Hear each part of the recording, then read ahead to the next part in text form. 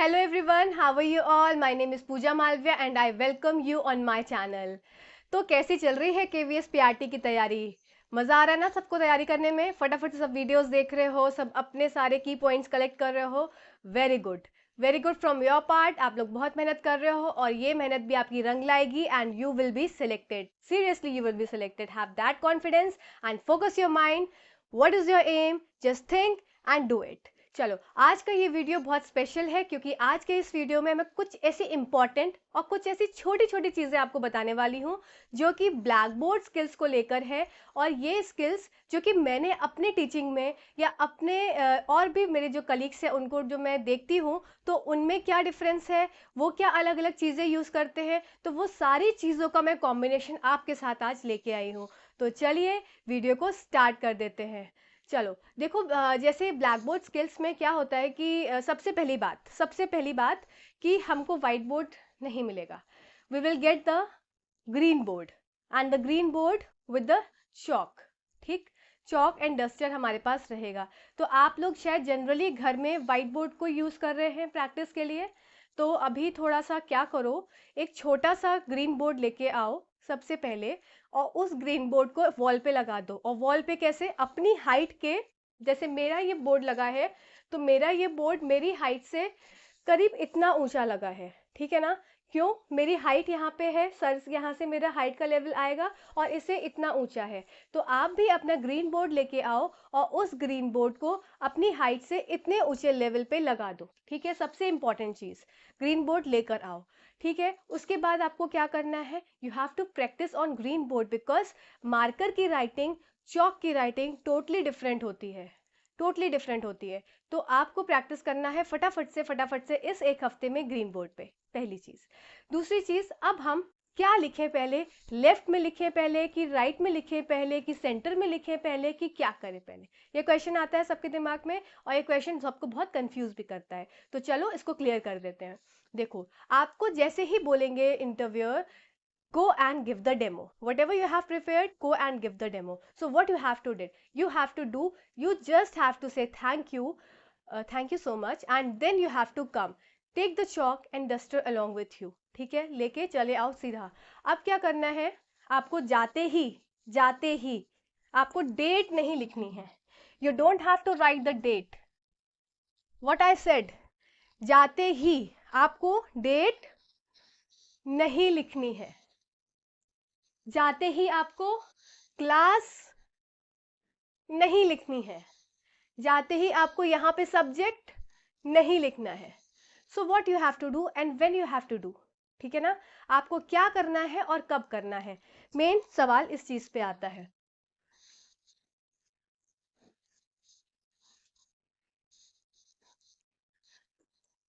You just have to start engaging your class first.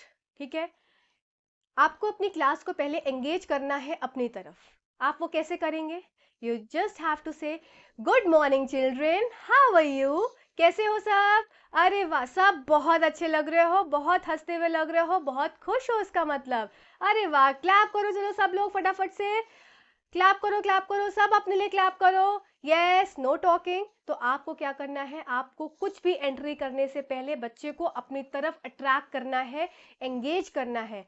Y this is I am saying, because अगर आप entry लिखना start कर दोगे, the children sitting at the back they will start talking, they will start misbehaving.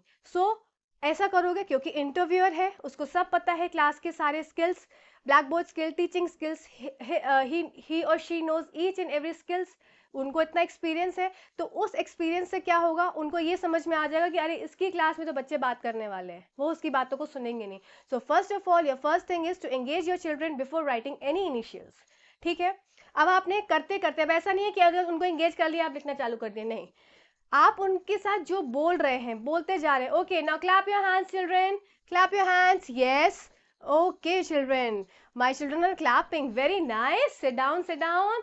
Okay now children, so which period is today? अब उनसे पूछा तो वो बोलेंगे this is English period. Okay, is this a English period? Is this a English period? Yes, okay, is this a English period? Very nice. तो आपने उनसे बोलते बोलते लिख भी दिया कि इंग्लिश का पीरियड है। अच्छा, फिर किसी बच्चे से पूछा, okay now can you tell me what is the date today, who will tell me. तो अब आपने उनसे पूछ लिया तो वो बोल देंगे 24 अक्टूबर, या जो भी उस दिन का डेट होगा वो बच्चे बोल देंगे एंड यू विल राइट। ठीक है, and we all know this is the class fourth students, है ना। क्लास फोर्थ में हो कि क्लास थर्ड में हो कि फिफ्थ में हो? Okay, you are in class fourth, very nice.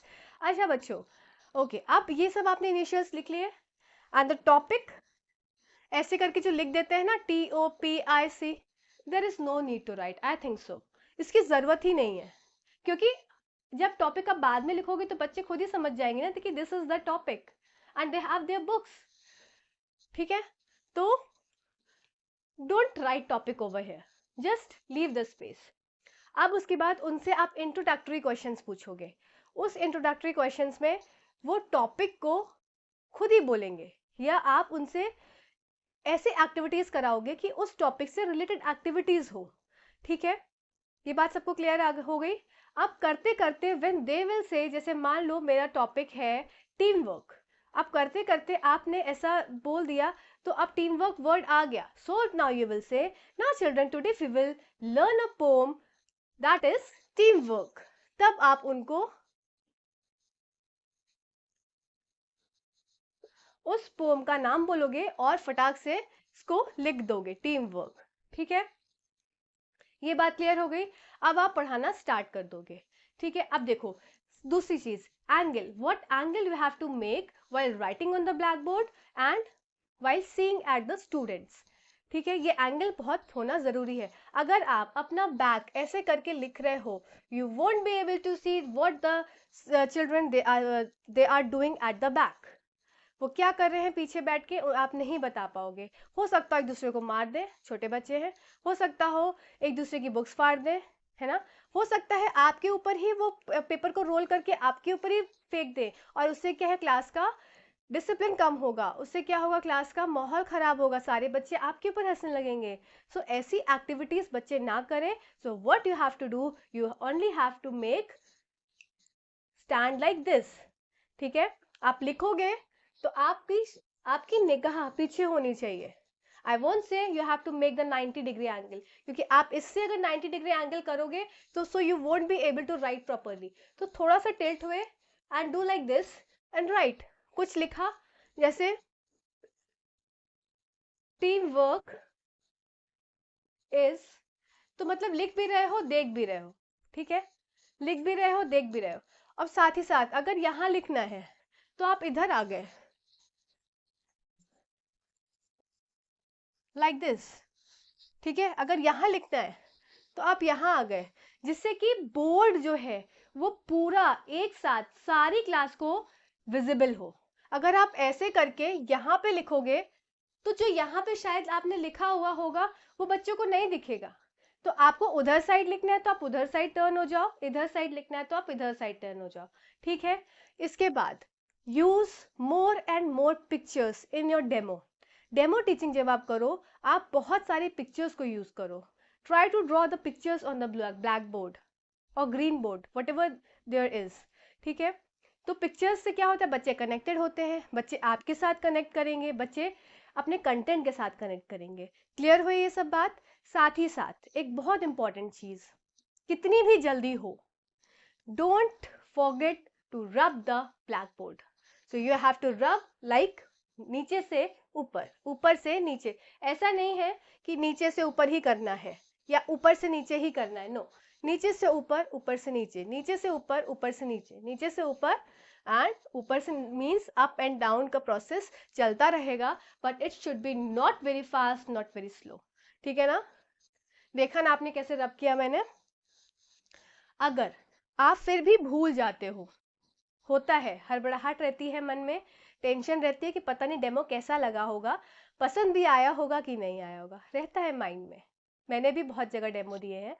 तो क्या होता है, मान लो आपको आगे बैठा दिया, ठीक है, आपने रब नहीं किया, अब दिमाग में चल रहा है, दिमाग में चल रहा है, अरे यार मैंने रब नहीं किया, oh shit.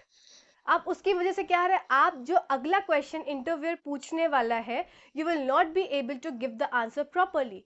So what you will do going to do in that situation, आप उस समय ये भूल जाओगे कि आपने यहाँ पे नहीं रब किया है. You will simply sit and give the answers perfectly. But when your interview is over, you will ask your interviewer, sir, there is a mistake that I did. You will accept the mistake in front of them.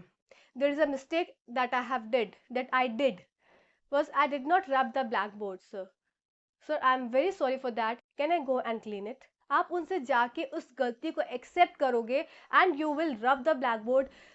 वो आपके marks नहीं काटेंगे, because now they will come to know that you know the black board skills, but because of the interview pressure you just forget to rub it. उनको भी पता है, कितने भी बच्चे रिलैक्स होकर आए, थोड़ा सा कहीं ना कहीं से आ जाता है, और वो उन्होंने भी फेस किया है. So it's a normal thing, it's a very normal thing that happened with many of the candidates. तो इसका ये मतलब नहीं है कि एक ब्लैक बोर्ड रब ना करने की वजह से आपने अपना आगे का सारा इंटरव्यू खराब कर दिया. So don't do that. It's a totally ban from my side. अगर ऐसा हो जाता है, ठीक है, let it be. I will rub it afterwards. I will take the permission from them and I will rub it. So these all were the skills that you have to keep it in your mind while giving your demo, and your hand movement should be very clear and very nice, है ना. बहुत ही clear होने चाहिए. ऐसा नहीं होना चाहिए कि no, ऐसे ऐसे हाथ पैर खुले होने चाहिए. और इसके लिए जितना डेमो घर पे दोगे, जितना प्रैक्टिस शीशे के सामने मिरर टेक्निक में करोगे, you will come across all the fear. Just trust me. Just trust me. You will come across all the fears that you have. और इस एक हफ्ते में बस कुछ चीज़ें जो लाइफ के एक्सपीरियंसेस आपके साथ शेयर कर रही हूँ, just go through those experience that I have, और जो मैंने अपने सीनियर से लेके आपको भी दे रही हूँ, वो सारे एक्सपीरियंस भी बस लेते जाओ. ठीक है ना. तो चलिए वीडियो को एंड करते हैं, और अभी आगे भी बहुत सारे वीडियोस आपके साथ लाती रहूँगी. अभी डेमोज बहुत सारे आपके साथ आने वाले हैं. Thank you so much for watching this video. Thank you.